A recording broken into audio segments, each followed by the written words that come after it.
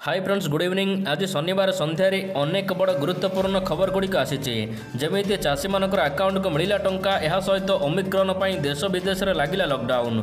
सेहीपरि जियो आनी एक दमदार प्लान मात्र 75 टंकार अनलिमिटेड मिलूँ। सेहीपरि अनेक किसी योजना खबर रही। आसतु आज संध्यार सब खबर उपर नजर पकाइबा। नंबर 1 गैस सिलिंडर मूल्य उपर 100 टंका कमिला। आज जातीय तैल कंपानी माने 19 किलो विशिष्ट व्यावसायिक एलपीजी सिलिंडर मूल्य उपर 102 टंका 50 पैसा ह्रास करिसेंती। ह्रास पाइबा फल आज अर्थात 2022 जनवरी 1 तारिख ठारू एही नुआ नियम बा नुआ दर लागू होईछि। एही हिसाब रे आज ठारू दिल्ली रे 19 किलो विशिष्ट व्यावसायिक एलपीजी सिलिंडर मूल्य 1998 टंका 50 पैसा रे बिक्री होउछि। यह फल एबे रेस्तोरां जलिखिया दुकानी और चा स्टल मानक सामान्य आश्वस्ति मिली। तेबे गत डिसेम्बर 1 तारिख में 19 किलो विशिष्ट व्यावसायिक सिलिंडर उपर 100 टंका मूल्य वृद्धि पाइथिला। अन्यपटे घरे व्यवहार कराଯାउथिबा गैस सिलिंडर मूल्य अपरिवर्तित रही। नंबर 2 नुआ वर्ष रे चाषी मानक मोदी भेटी बैंक खाता को आसिला 20,000 कोटी टंका। चाषी मानक नुआ वर्षर भेटी देइचंती प्रधानमंत्री नरेंद्र मोदी। पीएम किसान योजना रे 10म किस्ती आज प्रदान करिचंती प्रधानमंत्री। 2022 रो प्रथम दिन आज चाषी मानकर अकाउंट को पीएम किसान योजनार 10म किस्ती आसीछि। तेबे वीडियो कॉन्फ्रेंस माध्यम रे प्रधानमंत्री नरेंद्र मोदी एही राशि प्रदान करिचंती। प्राय 10 कोटी चाषी मानक मिलिछि 20,000 कोटी टंका। तेबे एबे सुधा एही योजना रे देशर चाषी मानक 1,60,000 कोटी टंका प्रदान करागलाणी। आजिर कार्यक्रम रे मोदी 351 फार्मर प्रोड्यूसर ऑर्गेनाइजेशन को मध्य 14 कोटी टंका प्रदान करिसेंती। यह द्वारा उपकृत होइचंती 1,24,000 चाषी। नंबर 3 नियमित हेले कनिष्ठ शिक्षक। 8,102 जन कनिष्ठ शिक्षक नियमित होइथिबा कथा गणशिक्षा मंत्री समीर रंजन दास कहिसंती। से कहिसंती 2015 मसीहा जानुआरी रे नियुक्ति पाइथिबा कनिष्ठ शिक्षक मानकु आज नियमित करा जाइछे। 6 वर्ष 11 मास पर एमानकु नियमित करा जाइछे। इहारे भितरे 40,052 जन शिक्षक मानक पदोन्नति करा जाइछे। 2022 लगी गणशिक्षा विभाग योजना संपर्क में सूचना दे गणशिक्षा मंत्री कहिसंती 250 ब्लॉक रे आदर्श विद्यालय खोला जाइछे। आज अन्य सब ब्लॉक रे आदर्श विद्यालय खोलिबा नै चर्चा होइछे। चलित वर्ष 6ष्ठ श्रेणी पाठपढ़ा आरंभ करा जिवो। राज्यर समस्त स्कूल को रूपांतरण करा जिवो और 5T अधीन रे अणा जिवो। शिक्षक नियुक्ति प्रक्रिया जारी करा जाइछे। 11,000 शिक्षक नियुक्ति पई विज्ञापन बाहरी सारिछे। नंबर 4 क्लासरूम को मोबाइल नहीं जाई परिबेने शिक्षक। आसुचे नुआ नियम। क्लासरूम को जिबा बेले शिक्षक माने मोबाइल नहीं जाई परिबे नाही। जदि मोबाइल नेबे तेबे स्विच ऑफ करी रखिबे। पिलांक पाठ पढ़ा बेले बंद रहिबो शिक्षकंक मोबाइल फोन। पिलांक पाठ पढ़ा को नहीं एमिति किछि नियम आनिबा को विचार करूचंती राज्य सरकार। ए संपर्क रे सूचना दैचंती विद्यालय और गणशिक्षा मंत्री समीर रंजन दास। नंबर 5 ओडिशा को मिला 830 कोटी टंका। जल जीवन मिशन पर आज ओडिशा को केंद्र सरकार 830.35 कोटी टंका प्रदान करिसेंती। हर घर जल योजना रे 2024 सुधा राज्यर प्रति घर को पानीय जल जोगाई देबाको एही मिशन रो लक्ष्य रही। केंद्र सरकार सूचना मुताबक ओडिशार 85.66 लाख ग्रामीण परिवार मध्यरु 35.37 लाख परिवार को पीवा पानी जोगाई दिया जाइछे, जहाँकि मोट 41.28%। मिशन कार्यक्रम को त्वरान्वित करने को केंद्र सरकार पक्षर लगातार बजेट वृद्धि करा जाउछे। एही योजना रे 2020-21 रे 812.15 कोटी टंका व्यवस्था होइथिबा बेले 2021-22 रे एहाको 3,323 कोटी टंका को वृद्धि करा जाइछे। नंबर 6 प्रधानमंत्री परीक्षा पे चर्चा रे सामिल हेबे ओडिशार छात्र छात्री।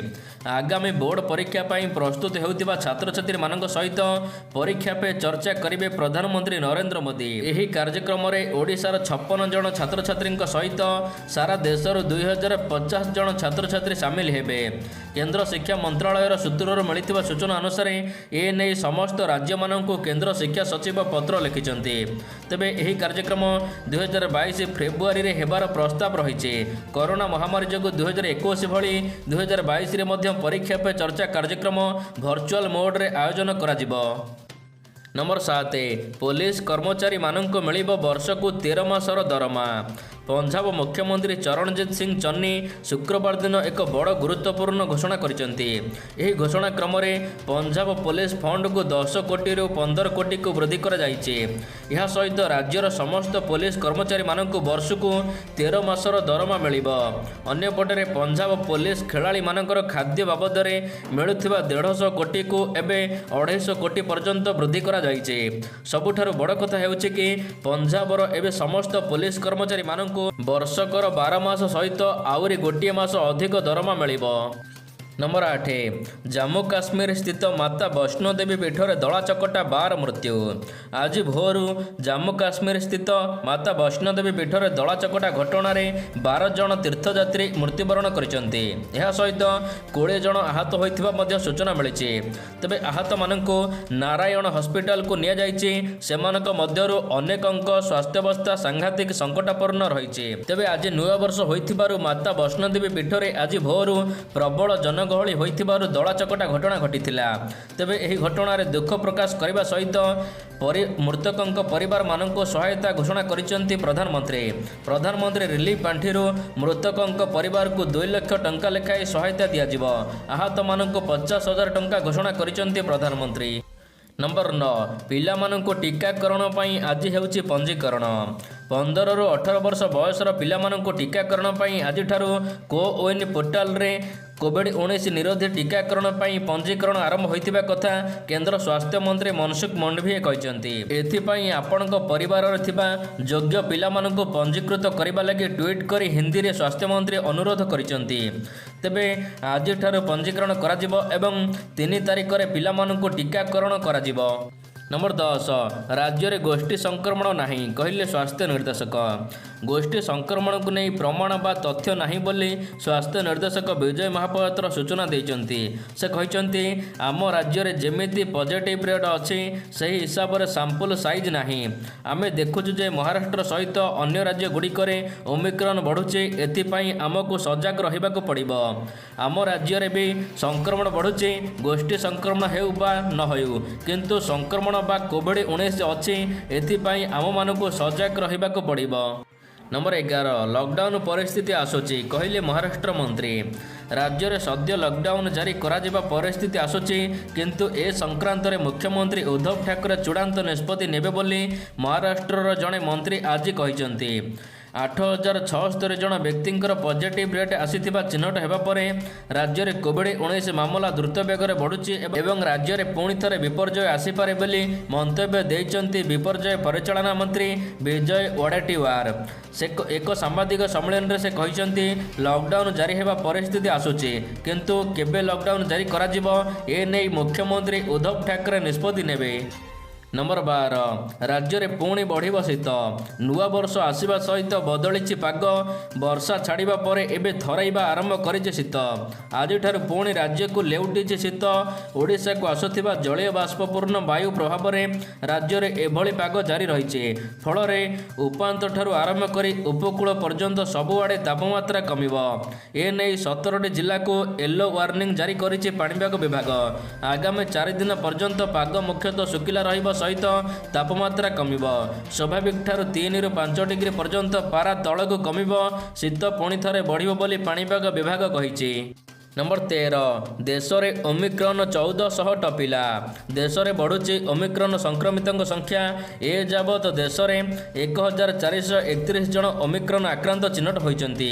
23टी राज्य और केन्द्र शासित अंचल में काया मेलाइलाणी ओमिक्रॉन। अन्यपटे गत 275 दिन पर पुणी थरे सर्वाधिक कोविड-19 देश में चिन्हट होइचंती।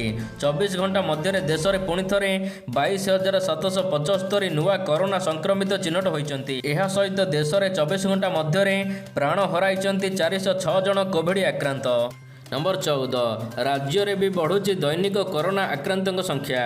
गत 24 घंटा मध्य पूरा राज्य आज 298 जन नुआ कोरोना आक्रांत चिन्हट होइचंती। एमानक मध्यरु 176 जन संगरोध केन्द्र और स्थानीय अंचल 112 जन आक्रांत चिन्हट होइचंती। यार भितर 18 वर्षर कम बयसर 33 जन शिशु और किशोर कोरोना आक्रांत होइथिबा जणा पड़िछि। तेबे आज खोर्धा जिले में सर्वाधिक 119 जन आक्रांत पुणी थरे चिन्हट होइछंती। नंबर 15 पुणी जिओ आनिला दमदार ऑफर ग्राहक मानक खुशी करने को जिओ आनी एक दमदार प्लान जो यूजर्स मानक काफी फायदा मिल प्लान रो दाम हो मात्र 75 टंका 75 टंकार ग्राहक मानक मिल अनलिमिटेड कॉल प्रतिदिन मागणा डाटा एवं एसएमएस रो सुविधा मिल सहित ओटीटी बेनिफिट मिल 75 टंका रिचार्ज कले ग्राहक मानक प्रतिदिन 0.1 GB अर्थात 100 MB डाटा मिल सहित जिओ आपण को 200 MB अतिरिक्त डाटा मागणार देव मोटामोटी भाव में कहवाक गले 75 टंकार आपण को प्रतिदिन 300 MB डाटा मिल प्लान रो वैलिडिटी रही मात्र 23 दिन।